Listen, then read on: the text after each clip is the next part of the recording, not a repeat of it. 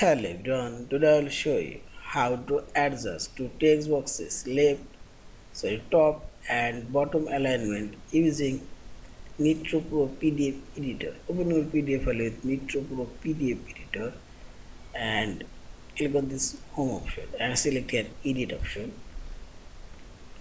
and drag your mouse over and select your text boxes. You want to adjust this top and bottom alignment and select this alignment option, and this is top alignment.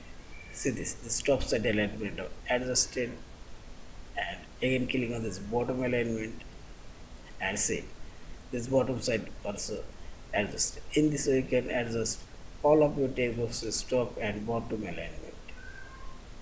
And finally select this file option, save or save as a PDF file. Thank you for watching. Please subscribe, like, share and comments.